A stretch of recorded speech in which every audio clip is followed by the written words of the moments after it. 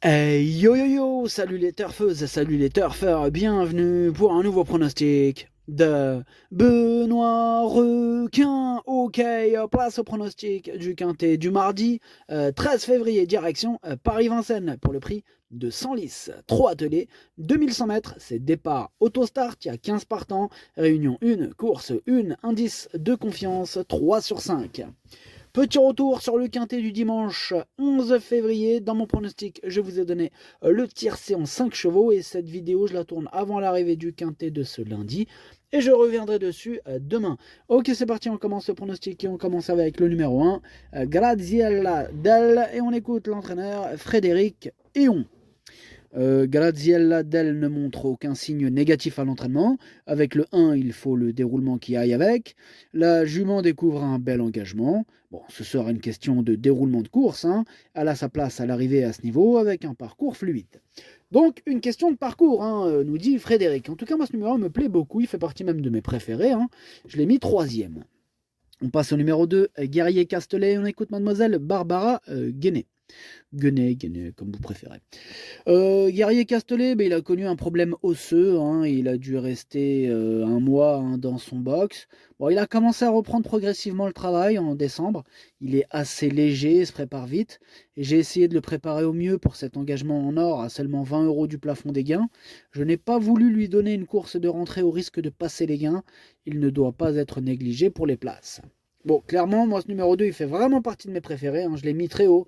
Je l'ai mis deuxième. On enchaîne avec le numéro 3, Gamin de Mahé. On écoute Charles Cuillet. Gamin de Mahé, il se plaît bien sur les 2100 mètres de la grande piste. Il a très bien couru sur le parcours fin décembre. Depuis, j'ai préparé cet engagement au plafond des gains. Il s'est présenté une fois ferré depuis. Cette sortie, elle lui a fait du bien. Il s'est démarré et ensuite, il faut lui préserver sa pointe de vitesse. On a un numéro favorable. Il mériterait de trouver son jour. Eh bien, ce numéro 3, c'est tout simplement lui mon préféré. Je l'ai bien sûr installé en tête.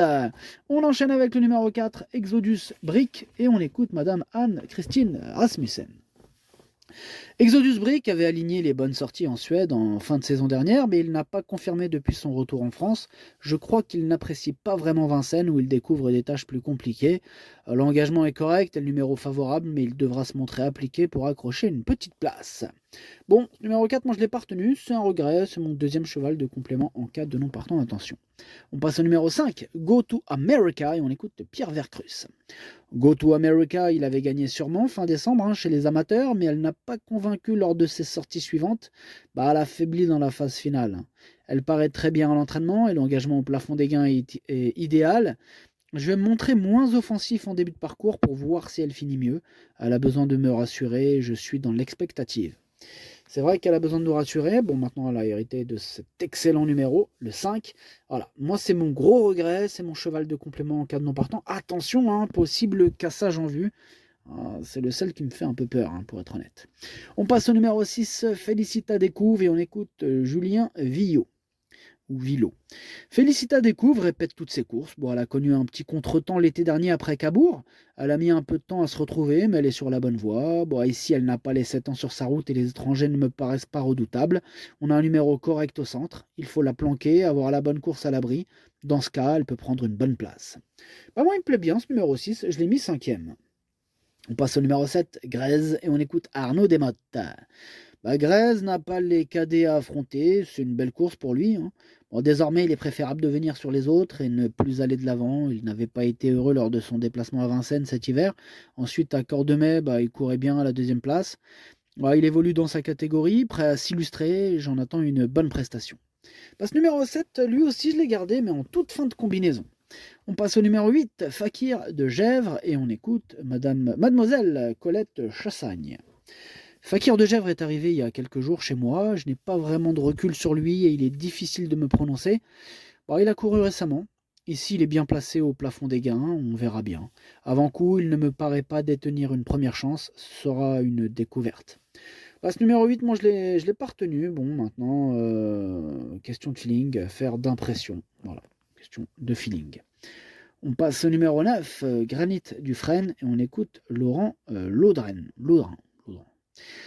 Granit Dufresne fait preuve de régularité en ce moment. J'ai attendu cet engagement au plafond des gains après sa course de Bordeaux le mois dernier.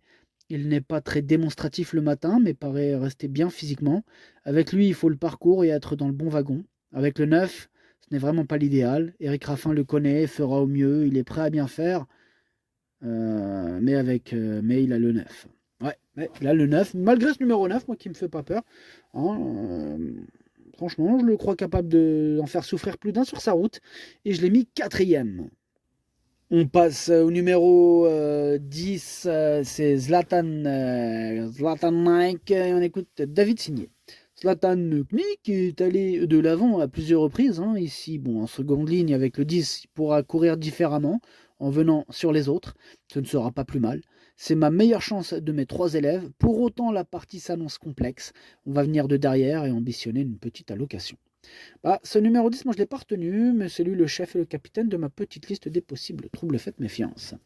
On passe au numéro 11, From Even Itzarda, et on écoute David Signé.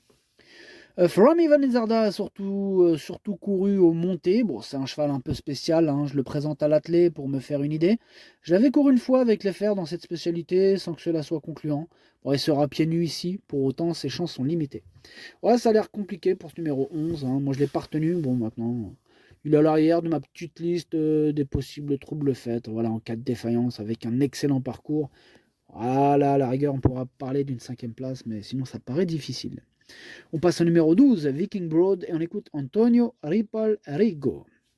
Viking Broad a rivalisé avec de très bons chevaux en Suède, mais il n'a pas couru depuis bientôt 1 an et demi, suite à des problèmes de jambes. Son ancien entraîneur, Timos Nurmos, il me l'a confié en espérant qu'il ne connaisse pas de nouveaux soucis. À l'entraînement, il me paraît prêt à effectuer une rentrée, mais il va logiquement demander à souffler et risque de finir derrière. Vous pouvez l'écarter. Bon, c'est ce que j'ai fait avec ce numéro 12, je l'ai rayé. On passe au numéro 13, Frodo S, on n'aura pas les commentaires de l'entraîneur, c'est Björn Goop qui est parti pêcher tout seul, amuse-toi bien. Alors ce numéro 13, lui par contre je l'ai retenu, je l'ai mis 6e. On passe au numéro 14, Dante Godiva, et on écoute David Signé. Dante Godiva avait pris une bonne 4e place hier, cet automne, alors qu'il s'est lancé en seconde ligne. Bon, il était moins bien ensuite. Il a l'air de se retrouver un peu. On est en seconde ligne et je l'ai laissé car il y avait peu de partants. Bon, avant coup, cela s'annonce difficile tout de même. J'espère le voir monter sur ses dernières tentatives. Ce numéro 14, moi, je ne l'ai pas retenu. On termine avec le 15, Fakir Stardust. Hein, on écoute Jean-François Senet. Fakir Stardust, il n'a pas démérité lors de sa plus récente sortie sur ce parcours. Le chrono était bon et le lot bien composé. Bon, l'engagement reste correct, même il n'a pas de marge, il doit s'élancer en seconde ligne. Il faudra donc qu'il bénéficie de circonstances favorables pour s'immiscer dans le quintet, mais il n'est pas hors d'affaire. Bon, vous avez entendu Jean-François Sonnet, il n'est pas hors d'affaire. En tout cas, voilà ce numéro 15, moi je l'ai retenu en bout de combinaison. Il devrait avoir en plus une petite cote sympathique. Attention à lui tout de même. Le pronostic, ça donne 3. 2, As, 9, 6, 13, 15, 7. Merci d'avoir suivi cette vidéo. N'hésitez pas à mettre un pouce bleu si la vidéo vous a plu. Pour accéder à tous mes tickets pour la course du Quintet, rendez-vous directement en description de la vidéo. À jouer avec modération. Bonne chance. Chopez-le-moi. Ciao.